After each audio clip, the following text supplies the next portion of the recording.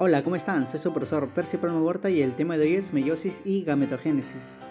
La meiosis, muchachos, viene a ser el proceso por el cual una célula diploide 2N va a sufrir dos divisiones consecutivas, originando así cuatro células haploides N. Como mencionamos, va a tener dos divisiones consecutivas, las cuales se denominan meiosis 1 y meiosis 2. Hablemos de la meiosis 1, que viene a ser la meiosis reduccional. ¿Qué quiere decir? Que a partir de una célula 2N se van a originar dos células haploides con características N. Entonces, muchachos, en esta primera división meiótica, muchachos, se va a producir la profase 1, que donde ahí se van a constituir los cromosomas homólogos se van a juntar y entre ellos va a haber un intercambio de fragmentos de ADN. Muchachos, esta profase 1 se va a dividir en 5 subetapas o subfases, muchachos, conocidos como lectonema, cigonema, paginema, diplonema y diacinesis. Veamos cada una de esas etapas. Para empezar tenemos el lectonema, que viene a ser de dos vocablos griegos, que viene a ser lectos, que significa delgados, y nema, que significa filamento. En el lectonema, muchachos, el núcleo aumenta de tamaño y los cromosomas comienzan a visualizarse. Sin embargo, son diferentes a los de la mitosis, ya que son delgados y pese a que ya se han duplicado su ADN durante la fase S de la interfase y poseen dos cromátides cada uno. Luego tenemos al cigonema, que viene del griego sigón, que significa pareja. A medida, muchachos, que los cromosomas se van a condensar, se acortan y se van apareando los homólogos punto por punto en toda su longitud. Este proceso se le denomina como sinapsis. La sinapsis va a aparecer entre los cromosomas homólogos denominado complejo sinaptoquímico, muchachos. Y estos dos cromosomas homólogos en sinapsis se van a denominar bivalentes. Luego, muchachos, tenemos al paquinema, que viene del griego pachis, que significa grueso. Ahí, muchachos, los cromosomas se acortan y se completa el apareamiento de los homólogos. Lo más importante es el fenómeno de intercruzamiento conocido como crossing over. Durante este intercruzamiento, muchachos, un fragmento de la cromátide puede separarse e intercambiarse por otro fragmento de su correspondiente homólogo. El intercruzamiento, muchachos, va a incrementar en gran manera la variabilidad genética de estos gametos. Luego, muchachos, tenemos a la diplonema, que viene del griego diplos, que significa doble. Ahí, muchachos, los cromosomas homólogos se van a separar. Si bien todavía permanecen unidas a nivel de los quiasmas del griego, que significa cruz, el complejo sinaptoquímico se va a desintegrar. En este punto, muchachos, la meiosis puede sufrir una pausa, como ocurre en el caso de la formación de los óvulos humanos. Así como la línea germinal de los óvulos humanos sufre esta pausa hacia el séptimo mes del desarrollo embrionario, y su proceso de meiosis no continuará hasta alcanzar la madurez sexual. Luego tenemos a la diacinesis, que es donde la condensación de los cromosomas se va a acentuar aún más. El nucleolo se va a disolver, va a desaparecer, muchachos, la membrana celular y se va a formar el huso mitótico. Una vez culminada la profase 1, muchachos, con sus 5 subetapas, muchachos, luego viene la metafase 1, que es donde el huso cromático está totalmente formado. Los cromosomas se van a situar en el plano ecuatorial al azar y se unen sus centrómeros a los centros del filamento del huso. Después de la metafase 1 proviene, muchachos, la anafase 1, que es donde los filamentos del huso se van a contraer y separando totalmente los cromosomas homólogos y arrastrándolos hacia los polos celulares. Para llegar, muchachos, al último, que viene a ser la telofase 1, que es donde los cromosomas se agrupan en polos y se inicia la división citoplasmática. Las células hijas ya vienen a ser haploides. Cada uno de los cromosomas está constituido por dos cromátides unidas por el centrómero. Después de ello, muchachos, proviene un periodo conocido como la intercinesis, que es el periodo entre la meiosis en la cual, muchachos, no hay replicación del material genético. Así terminada, muchachos, la meiosis 1, viene la meiosis 2, que es conocida como la meiosis ecuacional, ya que se separan sus cromátides hermanas de las células.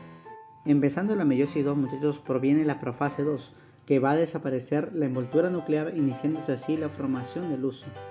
Luego, muchachos, proviene la metafase 2, que es donde los cromosomas se van a disponer en la línea ecuatorial y sus centrómeros se van a fijar a los filamentos. Posterior a ello, muchachos, viene la anafase 2, que es donde los filamentos del huso se van a contraer, separando así las cromátides.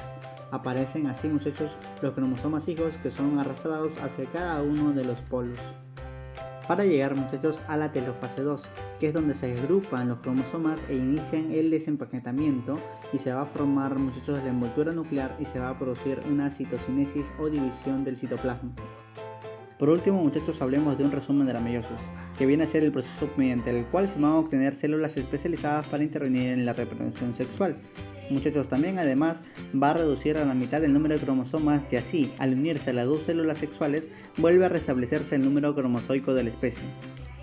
Luego, muchachos, también va a producir una recombinación de la información genética y por último, muchachos, la meiosis va a originar una gran variación de gametos debido al intercruzamiento de los segmentos entre los cromosomas homólogos. Ahora hablemos de la gametogénesis, muchachos, que viene a ser el proceso de formación de los gametos en las gónadas, muchachos. Los gametos se van a formar a partir de unas células primordiales con 46 cromosomas, como el resto de las células del cuerpo. La maduración de estas células se va a dar origen, muchachos, a los gametos. Entonces, muchachos, durante la gametogénesis, las células primordiales van a sufrir un proceso de división llamado meiosis, por el cual se van a reducir el número de cromosomas a 23. Esto va a dar lugar a que los gametos solo tengan 23 cromosomas. Y los cromosomas, muchachos, recordar que viene a ser la estructura donde se va a organizar el ADN. Bueno, muchachos, pasemos a la pregunta de clase. Pregunta número 1 nos dicen, indica verdadero o falso acerca de la gametogénesis. La primera afirmación nos dice que a partir de 8 espermatocitos primarios se van a originar 24 espermatozoides, y esto viene a ser falso, muchachos, ya que de cada espermatocito primario se van a originar 4 espermatozoides, que quiere decir que por cada 8 espermatocitos primarios se van a originar 32 espermatozoides, con lo cual la primera afirmación es falsa. La segunda nos dice, 6 espermátides originan 6 espermatozoides. Es cierto, muchachos, ya que el espermátide y los espermatozoides justamente lo único que tiene diferencia es la maduración. Uno viene a ser inmaduro y el otro viene a ser ya maduro. Quiere decir que de cada 6 espermátides se van a originar de cada uno de ellos al madurar 6 espermatozoides. La tercera afirmación nos dice 2 ovocitos primarios originan 4 óvulos, y esto es falso, muchachos, ya que 2 ovocitos primarios van a originar solamente un óvulo y 3 cuerpos polares. La última afirmación nos dice, las espermatogoниas tienen mitosis, y esto es verdadero, muchachos, y justamente viene a ser la primera etapa de la espermatogénesis, en la cual, muchachos, viene a ser ecuacional. ¿Qué quiere decir? De que de la célula diploide se van a originar otras 2 células diploides de igual magnitud. Pregunta número 2 nos dicen, célula sexual con número haploide. Nos estamos refiriendo a los ovátides. Profesor, ¿por qué no puede ser ovocito primario? ¿Por qué? Porque esta sí viene a ser diploide. Profesor, ¿por qué no viene a ser ovogonia? Porque este viene a ser el proceso por el cual también es diploide. Entonces, y se da en la mitosis. Entonces, la siguiente, que es espermatogonia, que es muy parecida a la ovogonia, que también justamente es la primera etapa donde se da por mitosis y es diploide. Y la siguiente, que es espermatocito primario. En el espermatocito primario, muchachos, si bien es cierto, ya se inicia la meiosis, pero sigue siendo diploide. A cambio, si hubiera sido espermatocito secundario, ahí hubiera sido haploide. Entonces, ¿quién es el similar al espermatocito primario? Viene a ser al ovoide y justamente en la ovogénesis. Pregunta número 3 nos dice, ¿los cromosomas de un ovocito primario humano son? Muchachos, siempre los cromosomas, ya sea un ovocito o ya sea, muchachos, en este caso un espermatocito primario, ambos vienen a ser de 44 autosomas y 2 células sexuales. Pregunta número 4 nos dice, en la especie humana, la espermatogénesis y la ovogénesis van a tener en común, muchachos, la forma y el tamaño de los gametos. Obviamente no, muchachos, no tienen ni forma ni tamaño de los gametos formados.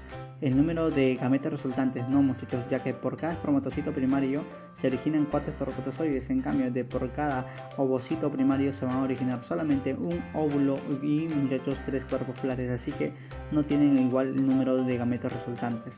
La tercera nos dice, el número de cromosomas en los gametos. Eso sí es cierto, muchachos, ya que en la formación ya de los gametos formados, tanto el óvulo y el espermatozoide son células haploides, con lo cual el número de cromosomas en los gametos sí son iguales. Pregunta número 5 nos dice, en la ovogénesis la meiosis reduccional se realiza entre las etapas.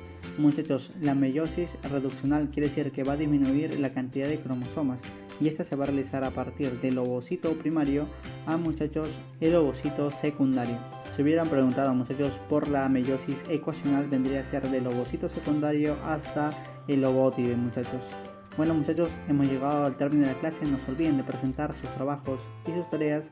Los estaré esperando. Muchas gracias.